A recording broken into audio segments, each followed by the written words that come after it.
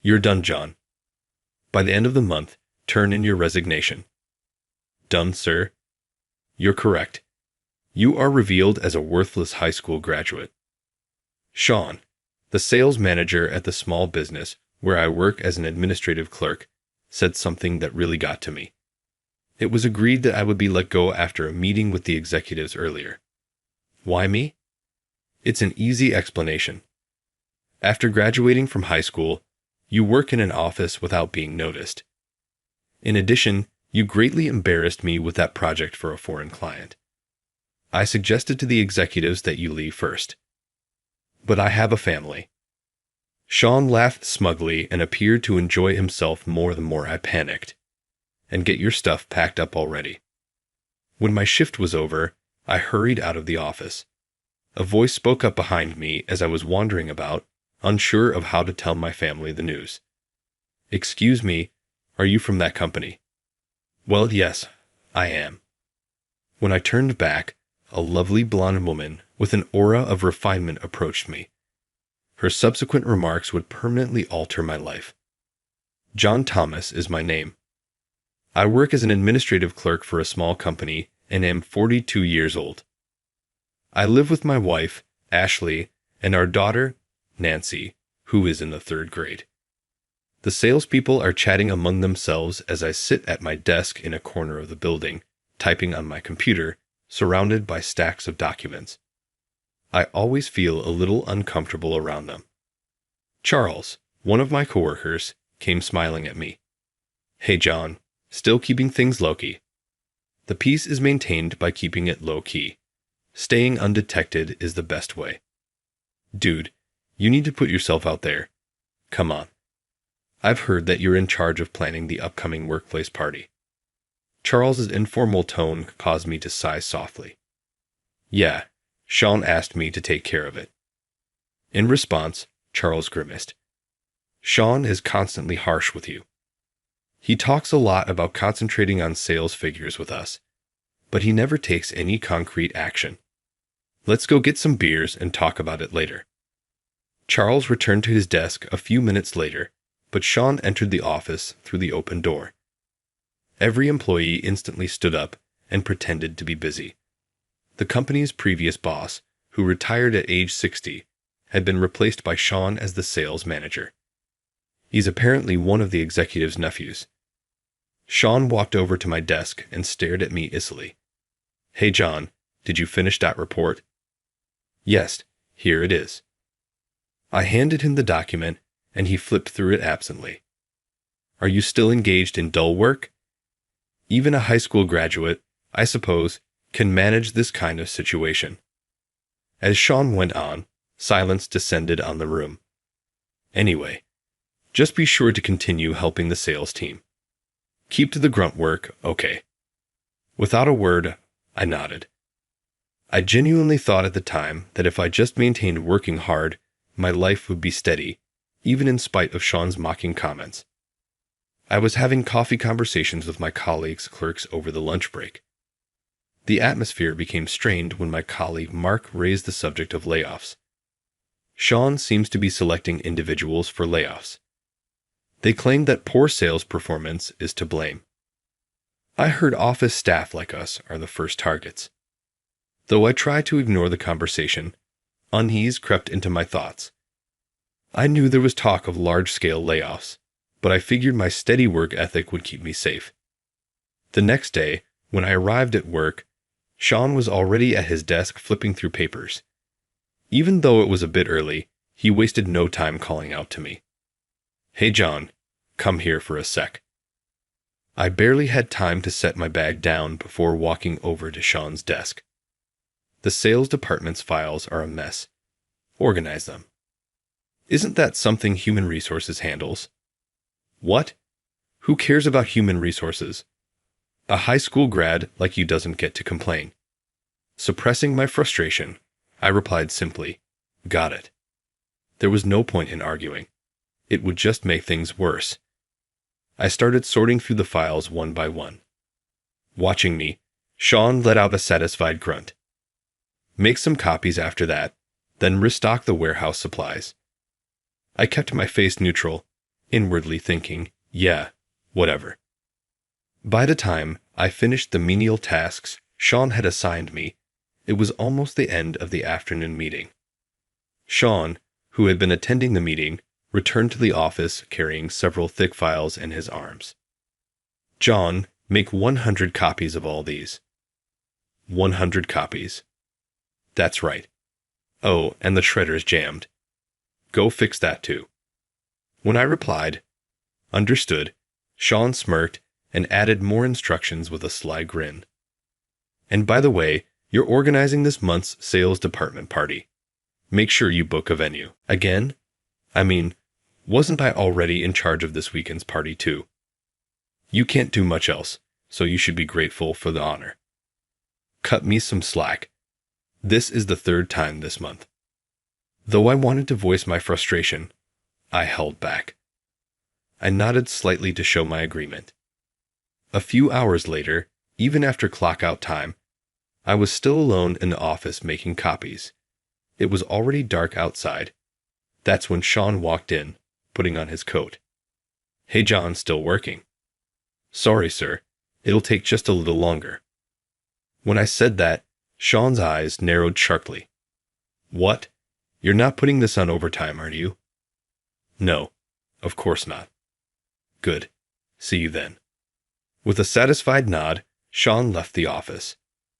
Not putting in for overtime. It's just expected at this point. Alone in the office, I continued my work. I finally finished a little after 8:00 p.m. When I got home, my kids rushed up to me. Dad, help me with my homework. Hey, stop that. Dad's tired. I'll help you instead. It's fine. Let me see. As I looked over Nini's homework with a gentle smile, Ash called out to me from the kitchen. You've been working a lot of overtime lately. Are you okay? I'm fine. Even as I said that, my heart felt heavy. A week later, in the afternoon at the office, I was swamped with preparing documents. On the monitor in front of me, pages of data and contract terms were displayed. I reviewed the documents repeatedly, carefully typing each section. From his seat behind me, Charles peeked at the files on my screen. Another contract. Yeah, it's for the sales department. Man, that's impressive. Normally, they'd outsource something like that. Apparently, it's to save costs. Still so diligent. I'd never do that if I were you. Charles shrugged with a grin, and I chuckled lightly in return. Well, it's part of the job. Even as I said it, something felt off deep down. The contract was complex, requiring legal expertise. It didn't make sense for an office clerk like me to be drafting it.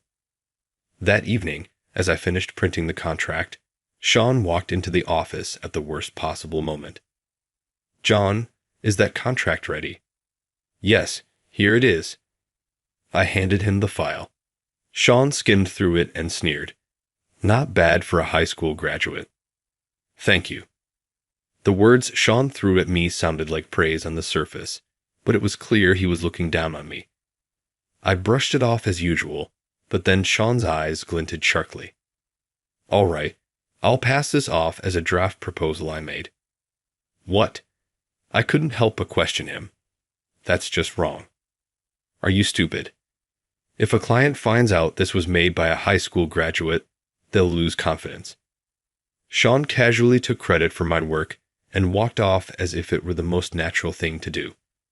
I couldn't say a word, only watch his back as he left. The next day, Charles came up to me. Hey, I heard that contract Sean was working on got approved. Oh, really? You know, he's been bragging that my reliable proposal and contract seal the deal. But you're the one who did all that, right? I replied with a wry smile. Well, it doesn't really matter. No way.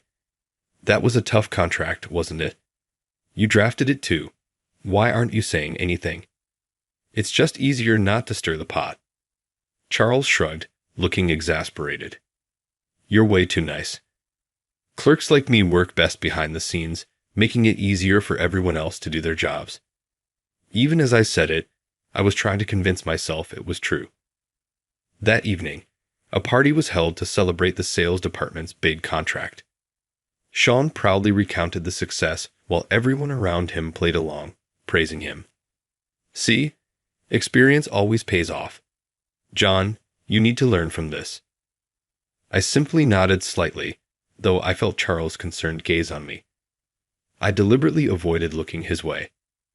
On the way home from the party, Charles and I walked side by side. Honestly, doesn't this piss you off? Well, yeah, but that's just how he operates. It's frustrating. Without you, that contract wouldn't have gone through. Charles and I quietly looked up at the sky. This is my role, and I guess that's fine.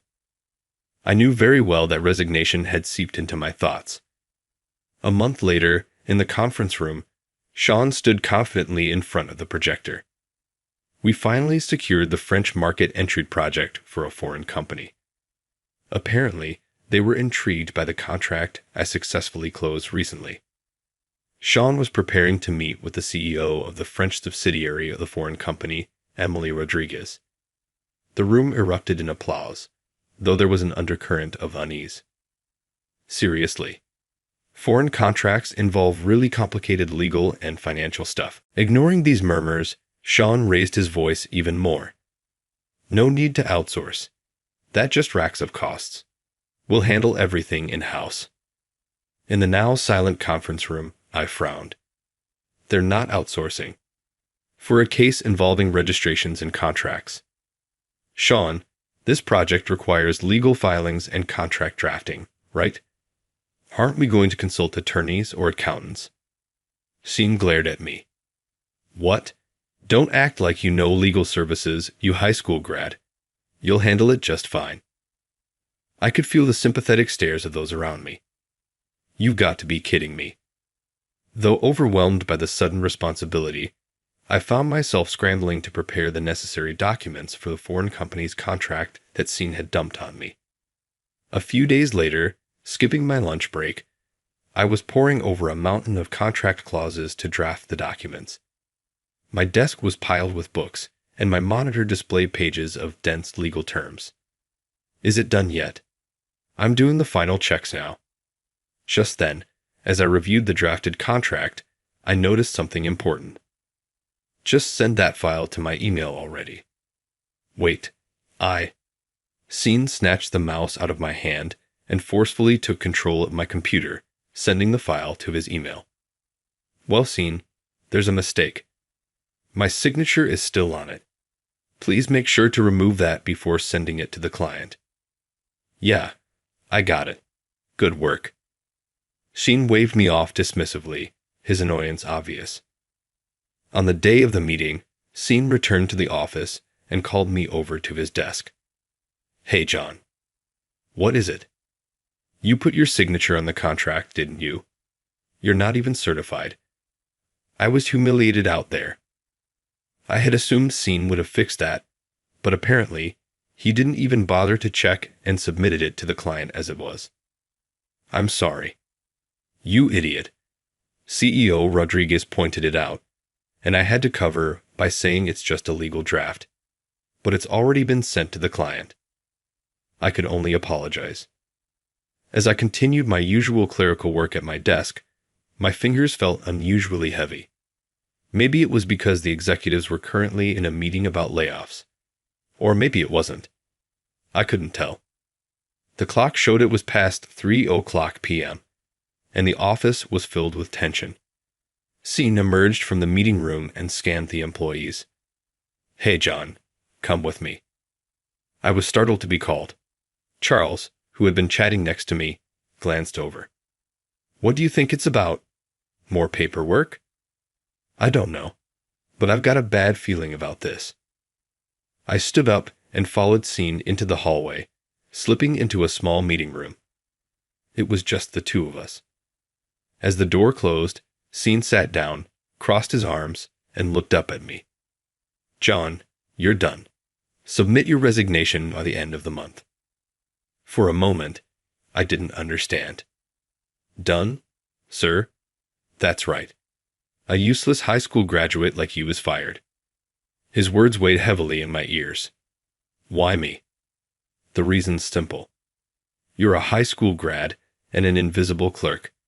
Plus, you humiliated me on that foreign client project. I told the execs you should be the first to go. But I have a family. Sheen smirked. So what? Pack your things and get out. I clenched my fists. If this was a decision made in a meeting, then an official notice would follow. No matter what I said, it wouldn't change the outcome. Feeling defeated, I left the meeting room. How long had it been since I'd left work right at the end of my shift? Sheen was shouting something behind me, but I ignored him and walked out of the building. The cold wind stung my cheeks. I hunched my shoulders and let out a sigh. My steps felt heavy, and my vision blurred with tears. How am I supposed to explain this to my family? That thought weighed heavily on me. My daughter had been working so hard for her middle school entrance exams. The idea that it might all go to waste was unbearable. As I wallowed in despair, someone called out from behind me. Excuse me, do you work at that company? Well, yes, I do. When I turned around, a glamorous blonde woman was approaching me. Her appearance was strikingly out of place. I have a question. Do you know a John Thomas? Well, that would be me. Really? How lucky am I? You're the one who made this document, right? She smiled as she handed me a document. My eyes widened in shock. It was a report I had prepared at Sheen's request. This, your name's on it. Certified legal clerk John Thomas, right here. The blood drained from my face. Oh, that's just a reference document. No need to be modest. I already looked up your name and registration number. I know it's legitimate. Besides, your signature wasn't just on the contract. It was also on the tax and labor proposals, wasn't it? Her pursuit was relentless. I gave in and exhaled softly. Well, actually, I do have certifications as a legal clerk, tax accountant, and labor consultant. But I couldn't find a good job, so I've been working as an office clerk to support my family. That's the truth.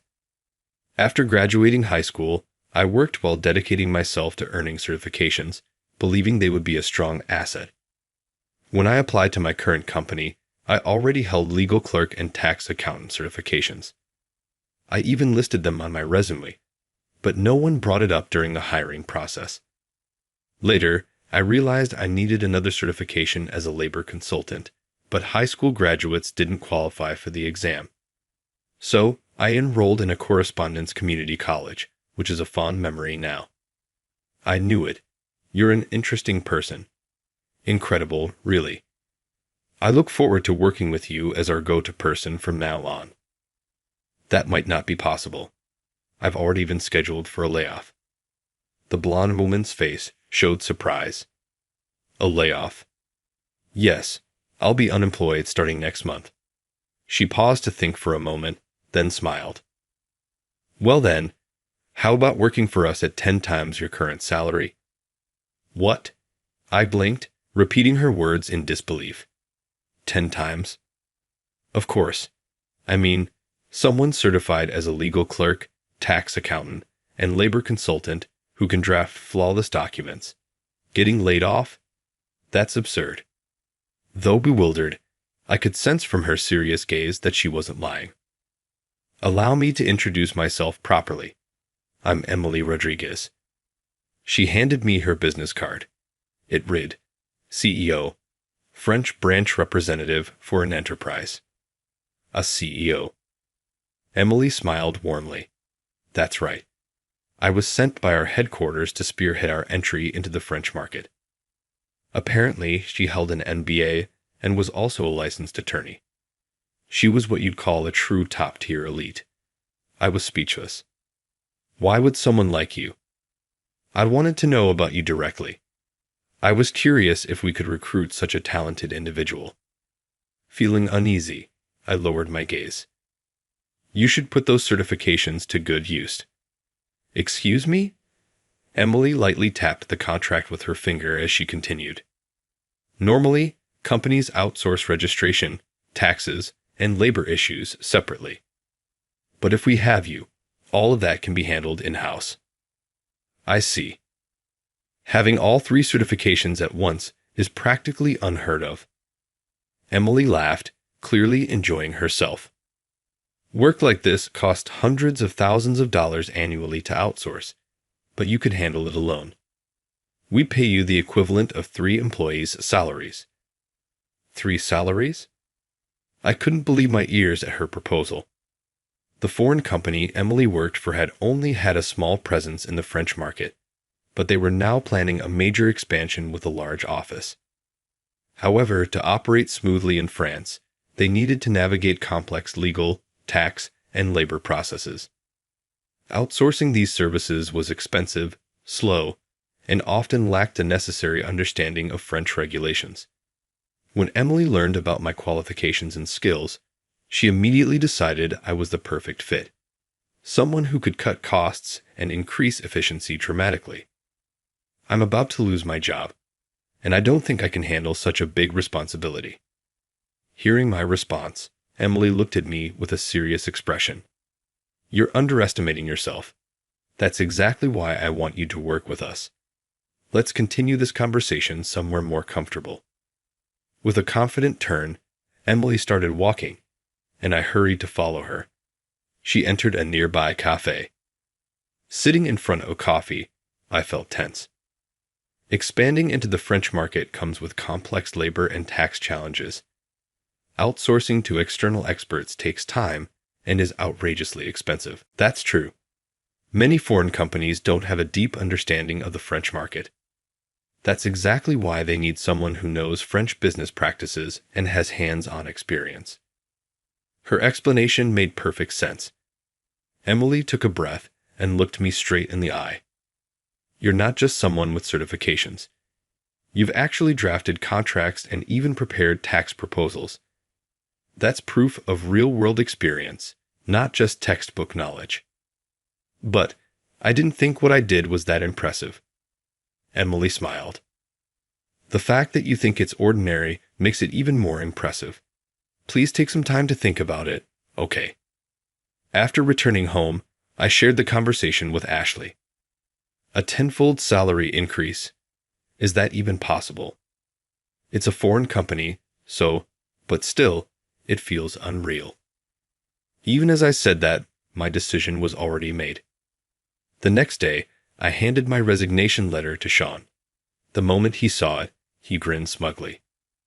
Well, I'm thrilled you made up your mind so quickly after yesterday.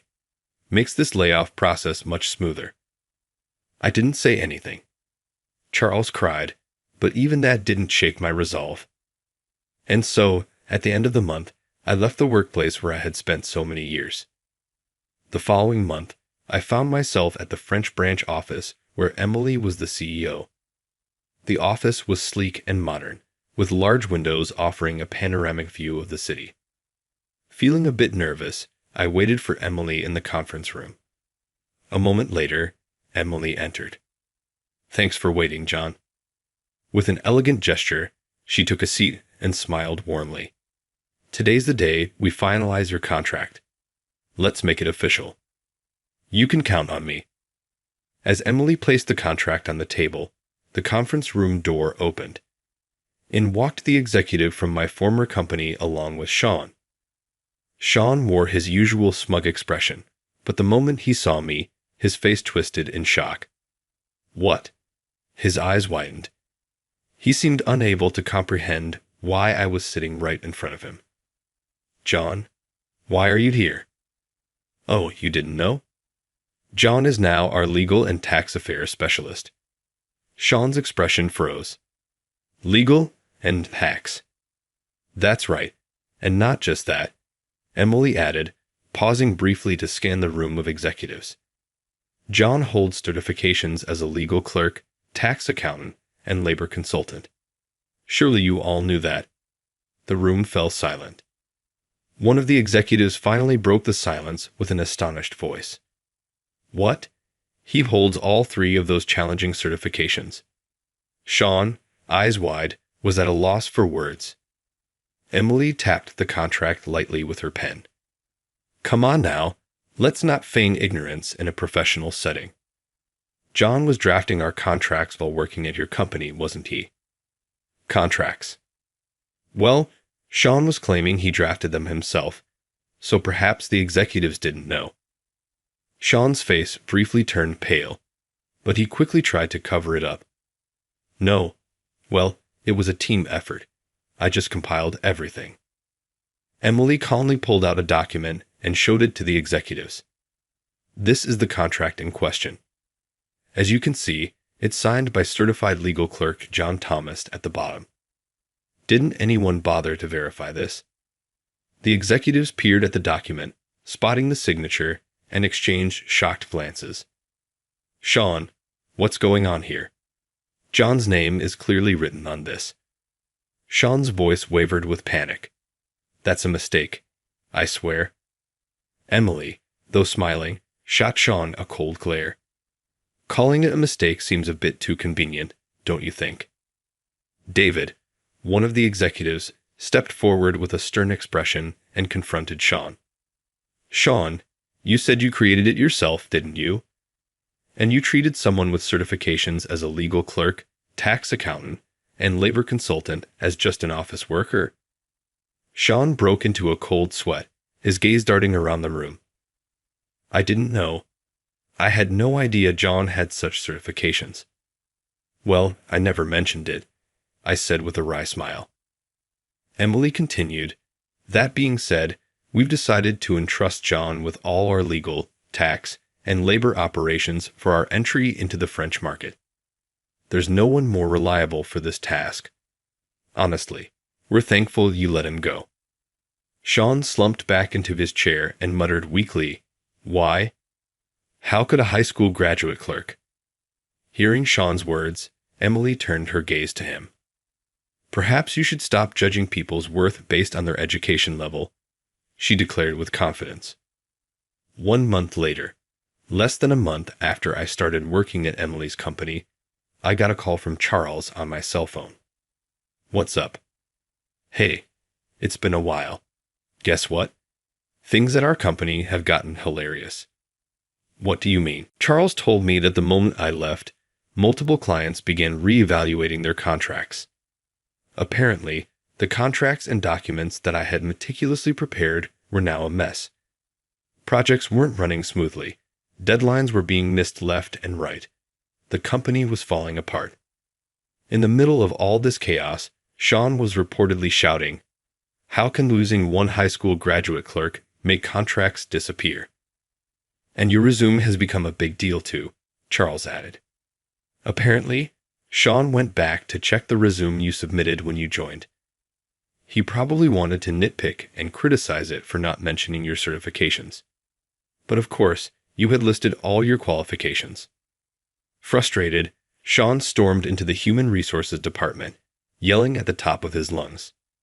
Hey, Human Resources. Did you even look at John's resume when you hired him? He had legal clerk and tax accountant certifications. Charles said Sean's shouting was so loud that it reached his desk. Curious, Charles edged closer to listen to the argument between Sean and the elderly Human Resources manager. The HR manager, flipping through papers with a sheepish smile, said, Well, you see, my eyesight isn't what it used to be. I didn't notice. You didn't notice? Then what did you even look at when you hired him? The HR manager calmly replied, He seemed like a good person. And most importantly, he looked serious. I thought he'd be a great hire.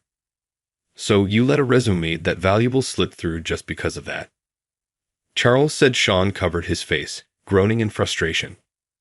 Anyway, I've decided to leave this company too. I'm planning to find a new job where I can level up, maybe even at your company. Sounds great. I'm rooting for you. Thanks. Oh, and if Sean tries to call you back, just ignore him, okay? As Charles predicted, Sean called me later that day. Hello. Oh, John, how have you been? I'm doing well, thanks to you. Scene's tone turned ingratiating. Listen, could you come back to the company? We really need you. Things just aren't the same without you. Well, I've already started working at my new company, and I don't see any reason to return. Come on, please. I'll give you a raise and even a better position. Hearing the desperation in his voice, I couldn't help but smile. My decision's final. No, this is bad. The execs are blaming me for letting you go. If this keeps up, I'll lose my position. I'm begging you. It's too late for that. Goodbye. I hung up, Scene's frantic voice still lingering in the background. In the end, Emily's company terminated its contract with the firm. The losses reportedly amounted to hundreds of thousands of dollars. Why did you let John go so easily? Without him, the contracts wouldn't have been finalized in the first place. Though Sean repeatedly insisted he didn't know, his history of taking credit for the contracts I created made his claim unconvincing. It seems he was demoted to take responsibility. The person you mocked as useless because he's a high school graduate is now earning over $100,000 a year at a foreign company. Quite the amusing turn of events, isn't it? Provoked by such a sarcastic remark, Sean's anger reached its peak, leading to a massive argument with the executives. As a result, Sean was demoted to warehouse management. Charles later told me that Sean, now overseeing the warehouse, was completely ignored by the younger employees. According to Charles, Sean no longer had the authority or dignity he once held as the sales manager. Why am I stuck doing inventory checks in a place like this? Instead of a suit, Sean was now working in a grimy uniform. Scene, could you organize the inventory data in Excel for us? Excel? How do you use that? The younger employee gave Sean a puzzled look. Wait, you can't use Excel? Seriously? Are you joking? Wow. Unbelievable. I used to be the sales manager, you know. I closed major contracts and was even praised in front of everyone. Yeah, well, that's not relevant now. Just get it done. Okay. Charles said he witnessed this exchange when he stopped by the warehouse one day. The guy who used to call you a useless high school grad is now being mocked as an incompetent manager himself, Charles lamented. Since I'm planning to switch jobs soon, I won't be able to use Sean's downfall as entertainment over drinks anymore. On the upper floor of an office building, I was in a glass-walled conference room presenting materials to the executives of the foreign company. As I projected slides, I confidently continued my explanation. This contract applies special measures to mitigate financial risks. The executives nodded, taking notes on their tablets. Seeing their satisfied expressions, I returned to my seat. Emily approached me. John, thanks to you, today's meeting went smoothly. Again, thank you. I just did what was necessary. With a playful wink, Emily said, At this rate, you could aim for an executive position in our company. I smiled gently. I'll keep working hard. On a weekend afternoon, I sat at my desk in the living room, studying administrative law. Exam prep books were spread across the desk. Sipping coffee, I quietly focused on my studies when Nancy called out to me. Dad, are you studying again? Yeah, I want to be able to do even more things. Nancy looked at me with sparkling eyes. Dad, you're amazing. So cool. I couldn't help but laugh shyly at her words. Not at all. I'm still learning, you know. Dinner's ready. Nancy and I replied in unison, coming, and headed to the dining room. The table was filled with warm dishes, and a calm atmosphere enveloped us. Work seems to be going well. Yeah, this company is fulfilling. I want to take on even more responsibilities. Ashley gazed at me for a moment before smiling softly. I'm glad you left your old company. I paused with my chopsticks, nodding deeply. Yeah, I really am. Just having my family smile was enough for me. That thought hadn't changed. However, I wanted to climb even higher.